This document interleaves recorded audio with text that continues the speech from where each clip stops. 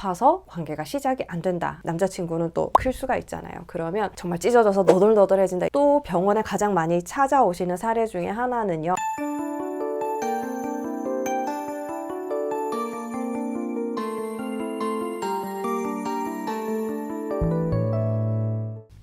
안녕하세요. 산부인과 의사 황인아입니다. 오늘은 지난 시간에 이어서 여성 건강과 섹스라는 주제를 가지고 얘기를 좀 해보려고 해요. 지난 시간에는 제가 질 타이트닝 레이저와 질 필러를 비교를 해드리면서 어떤 것이 나의 성감 향상에 더 도움이 될 것인가에 대해서 말씀을 드렸고요. 이번 시간에는 성교통, 그러니까 섹스를 할 때 통증을 느끼게 되는 원인과 그 치료에 대해서 말씀을 드리려고 해요. 어떤 분들은 이제 관계를 하려고만 하면 아파서 관계가 시작이 안 된다 하시기도 하고요. 관계를 할 때는 별 문제가 없었는데 하고 나서 배가 너무 아파요. 혹은 질 입구가 너무 따가워요 하시는 분들도 있어요. 그리고 관계를 시작하는 거는 문제가 없는데 시간이 지날수록 통증이 생겨서 중간에 멈춰야 해요 하시는 분들도 있죠. 성교통들은 다양한 원인들로 인해서 있을 수가 있고요. 거기에 따라서 치료하는 방법이 달라질 수 있습니다. 병적으로 생각하지 않는 경우가 더 많죠. 일반적인 경우들도 있지만 질환이랑 관련이 되어서 치료를 해야만 좋아지는 경우도 있어요. 그래서 그런 경우들에 대해서도 알려드릴게요. 첫 번째로 별 문제가 되지 않는 일반적으로 우리가 보는 성교통은요, 첫 관계를 가졌을 때예요. 처음으로 관계를 하게 되면 아플 수 있습니다. 피가 날 수 있어요. 아프지 않고 피도 나지 않고 천여막도 찢어지지 않는 분들도 있습니다. 되게 부드럽거나 탄력이 좋으신 분들은 늘어났다가 그대로 회복되거든요. 그런 분들도 있지만 일반적으로는 관계를 처음 하게 되면 긴장을 하게 되기도 하고 좁았던 공간이 억지로 이제 넓혀지게 되면서 출혈이라든지 불편감을 좀 수반을 하게 돼요. 특히 나와 남자친구의 사이즈가 차이가 많이 났을 때, 나는 굉장히 조그만 사람인데 남자친구는 또 사이즈가 클 수가 있잖아요. 그러면 이게 첫 번째만 그런 게 아니라 관계를 할 때마다 찢어져서 병원에 오시는 분이 있습니다. 찢어진다고 하니까 굉장히 막 큰일처럼 느껴지지만 정말 찢어져서 너덜너덜해진다 이런 의미가 아니고요. 질이랑 항문 사이에 회음부라는 부분이 있어요. 그 부분이 질 입구의 뒤쪽에 해당이 되겠죠. 그 부분이 관계를 할 때마다 자극이 되고 당겨지면서 쓰라리듯이 따가운 거, 그런 것들이 좀 생겨요. 그런데 이 부위의 조직은 굉장히 특별하거든요. 다른 부위의 피부와는 달라요. 다른 부위의 피부가 쭉 느리면 찢어지는 거, 그거를 상상하시면 안 되고요. 굉장히 부드럽고 탄력 있는 조직이고요. 그리고 상처가 났더라도 회복이 빠른 편이에요. 우리가 출산을 할 때도 그 부분이 찢어지면서 출산을 하는데요. 별다른 조치 없이도 잘 회복이 되는 그런 부분이기도 합니다. 첫 관계를 하고 한동안은 계속 이 통증이 반복이 될 수가 있는 거죠. 처음부터 좀 어렵거나 그랬을 때는 더 심해질 수가 있고요. 말씀드린 것처럼 사이즈 차이가 있을 때는 정말 몇 달 동안을 병원에 오시는 분들도 있어요. 이럴 때에는 그냥 둬도요, 하루 이틀 지나면 상처가 아물고요, 통증이 오래 지속된다든지 피가 계속 난다든지 하는 경우에는 좀 치료를 하거나 연고를 좀 발라주면 빠른 회복이 가능할 수 있어요. 그럴 때는 병원을 찾아주시는 게 좋고요. 일반적으로 바르는 후시딘이나 에스로반 이런 연고들을 사용을 하시면 감염 없이 상처가 아무는데 좀 도움이 될 수도 있겠습니다. 그런데 질 입구 쪽은 좀 예민한 부분이잖아요. 연고 사용을 많이 한다든지 오래 한다든지 하는 거는 오히려 좀 좋지 않을 수도 있어요. 또 병원에 가장 많이 찾아오시는 사례 중에 하나는요, 질건조증입니다. 이거는 아까 말씀드린 일반적으로 생길 수 있는 질병으로 생각을 하고 치료를 하는 부분이에요. 일반적으로는 갱년기 여성들에게 많이 생기는데요. 그렇지 않더라도 흡연을 많이 하신다든지 질 내부 세척을 하신다든지 혹은 장기적인 피임약 복용으로 질내 환경이 안 좋아지신 분들 같은 경우에는 질건조가 올 수 있어요. 이런 경우에 관계를 할 때 불편감을 느낄 수 있습니다. 처음에 질건조증이 심하지 않을 때는 약간 관계를 시작할 때 뻑뻑하다는 느낌이 들 수가 있어요. 뻑뻑하고 물이 나오지 않는다, 이런 느낌으로 처음 찾아오실 때가 있고요. 이게 진행이 되다 보면요, 뻑뻑한 거를 넘어서서 쓸리기 시작해요. 쓸리고 아프고 관계를 할 때도 아프고 하고 나서도 쓰라린 느낌이 듭니다. 화끈거리기도 해요. 소변을 볼 때 따끔거린다든지 이런 증상들이 생기는 경우가 있어요. 이거는 건조에 대해서 치료를 하셔야지 좋아질 수 있는 부분입니다. 건조에 대한 치료는 제가 지난 영상들에서도 다양하게 얘기를 했었는데요. 히알루론산 제제를 넣어준다든지 호르몬 질정을 좀 활용을 한다든지 증상이 심하지 않고 가벼울 경우에는 수용성 윤활제를 사용하시는 것만으로도 많이 좋아질 수가 있어요. 건조하고 뻑뻑한데 억지로 관계를 하다 보면 나도 아프지만 상대편도 통증을 느낄 수가 있습니다. 무리해서 관계를 하기보다는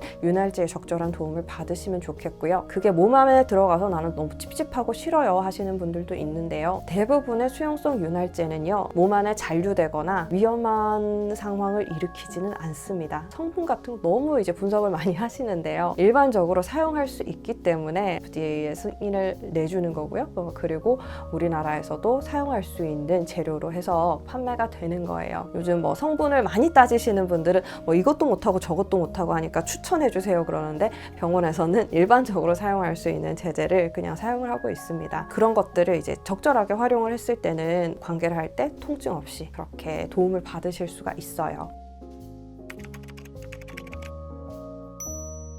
그리고 두 번째는요, 질경련입니다. 질경련이라고 하면 막 바들바들 떠는 것처럼 생각을 하시는데요. 그런 그게 아니라 나의 의지와는 상관없는 질 근육의 수축으로 인해서 관계가 잘 이루어지지 않을 때를 질경련이라고 이제 통칭해서 좀 얘기를 합니다.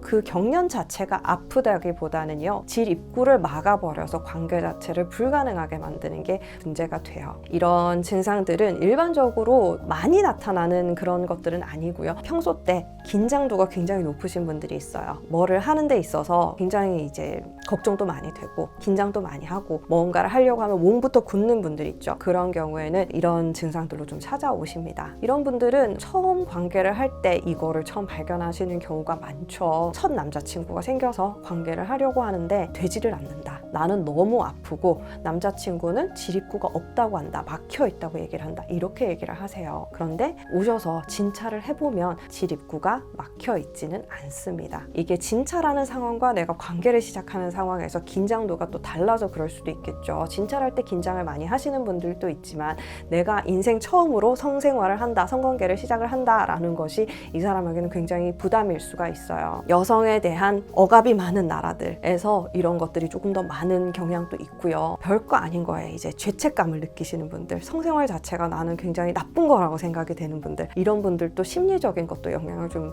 준다고 되어 있어요. 어렸을 때의 트라우마, 안 좋은 경험들, 그런 것들을 본인이 직접 겪은 경우도 있고 본 적도 있고, 그런 걸로 인해서 이게 너무 무섭거나 거부감이 있는 경우에도 질경련이 일어나서 관계가 불가능해지는 경우가 생기기도 해요. 이게 안 된다고 해서 막 억지로 하다 보면요, 한 번 되기 시작해서 계속해서 되는 경우도 있지만, 한 번은 됐지만 그 다음에 더 힘들고 그 다음에 더 힘들고 이런 경우도 있을 수가 있어요. 무조건 밀어붙여서 관계를 억지로 가지는 것보다는 이완을 할 수 있는 방법을 찾아가시는 게 좋아요. 가장 많이 추천드리는 건 술을 좀 드셔라. 술을 드시고 좀 긴장을 좀 풀고 열린 마음을 좀 가져보자 라고 말씀을 많이 드리는데요. 정말 술 마시는 거 좀 도움이 되고요. 인상불성이 되면 안 되겠지만 그래도 술을 마시면 좀 마음이 열리죠. 도움이 되실 수가 있고, 저는 술 하나도 못하는데요 하시는 분들은 다른 면으로 접근을 해야 되겠죠. 호흡을 많이 하는 거라든지 그 이완이나 명상을 하는 거, 이런 것도 도움이 된다고 해요. 케겔 운동 있죠. 질 근육을 조이는 운동, 이런 것들도 하는데,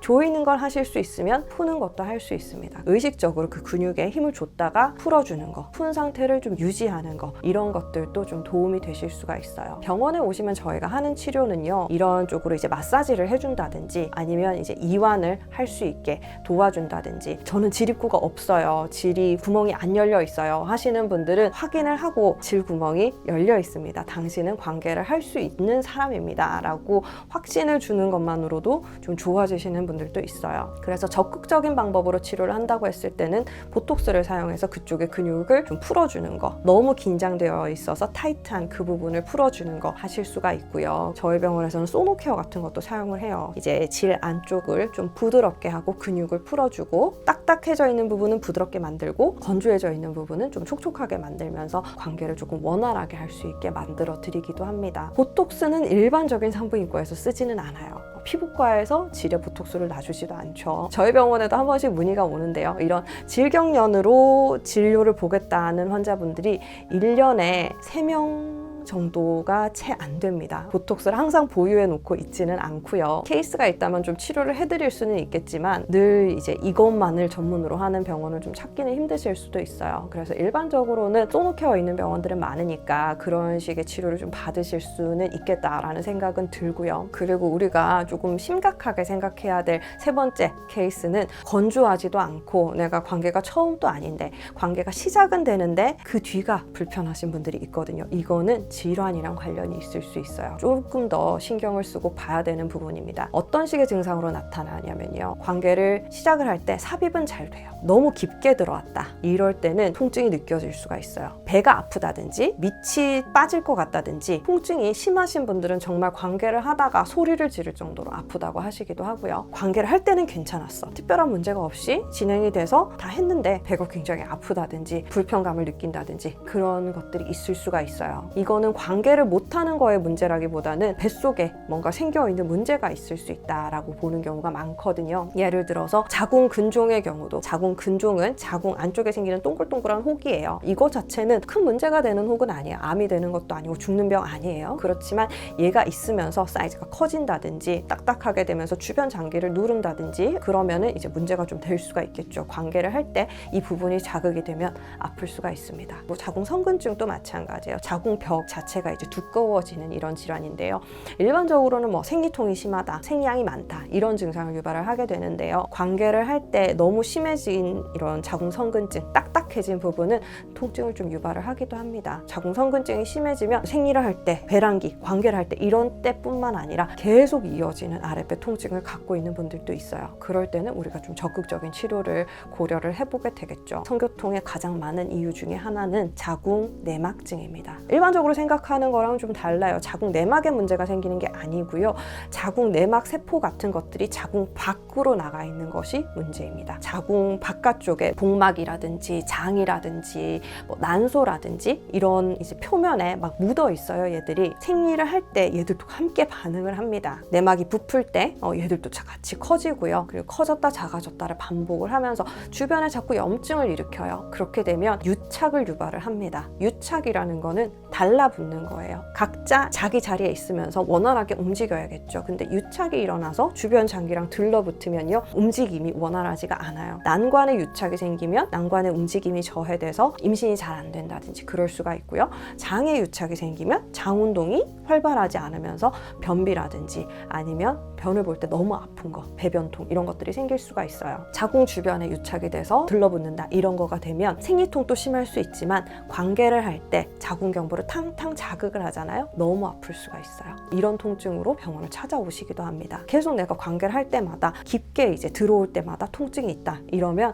이런 문제는 아닌지 좀 생각을 해볼 필요가 있고요. 관계를 하고 나서 배가 너무 아파요 하시는 분들 간혹 가다가 난소에 혹이 생겨 있다가 이게 터지는 경우가 있어요. 특히 뭐 배란기 전후에 해서는 난포가 터지는 시기죠. 아니면 이제 터지고 나서 좀 약해져 있는 시기. 이럴 때 자극이 너무 많이 되어버리면 이 부분에 이제 혈관을 자극을 하게 되면서 피가 날 수 있어요. 피가 나서 뭐 조금 나서 그냥 갇혀 있으면 그냥 먹는 것처럼 그래요. 그거는 이제 시간 지나면 좋아지는 건데요. 잘못해서 팡 터지면서 피가 계속 나서 이제 복강 안으로 고일 수가 있어요. 배가 묵직해지기도 하고요. 배가 부른 느낌이 들기도 하고요.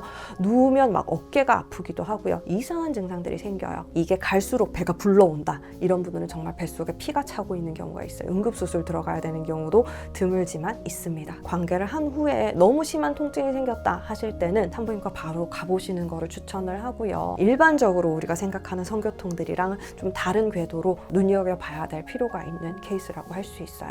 오늘은 이렇게 성교통이 생기는 다양한 원인들에 대해서 좀 알려드렸고요. 첫 번째, 건조해서 그렇다. 두 번째, 질 경련 때문에 너무 거부감이 심하거나 질이 너무 수축을 심하게 해서 그렇다. 세 번째는 내가 가지고 있는 질환, 그때 갑자기 생긴 문제, 이것 때문에도 아플 수 있다는 거를 알려드렸어요. 내가 관계를 할 때 아니면 하고 나서 너무 아프다, 아니면 하기 전에도 너무 아파서 문제가 된다 라고 하셨을 때는 산부인과에서 도와드릴 수 있는 부분들이 많이 있으니까요. 좀 적극적으로 도움을 받으셨으면 좋겠고요. 혼자 고민한다고 해서 해결되지 않습니다. 그리고 이게 생각보다 별거 아닐 수도 있어요. 간단하게 해결될 수 있는 부분들도 틀림없이 있으니까 나는 안 되는 사람이야 라고 포기하지 마시고요. 할 수 있는 방법을 찾아서 내 파트너와 좀 즐거운 생활, 긍정적인 관계를 좀 좀 이어가실 수 있길 바랄게요. 오늘 영상도 봐주셔서 감사합니다. 제가 말씀드린 내용들은 또 카페에 정리를 해서 좀 올려둘 테니까요. 여의사의 산부인과 이야기 카페에서 텍스트로 된 글을 좀 보실 수 있으면 좋겠고요. 제가 링크는 아래쪽에 걸어 놓도록 할게요. 도움이 되셨다면 좋아요와 구독도 눌러주세요. 저는 다음 시간에 뵐게요.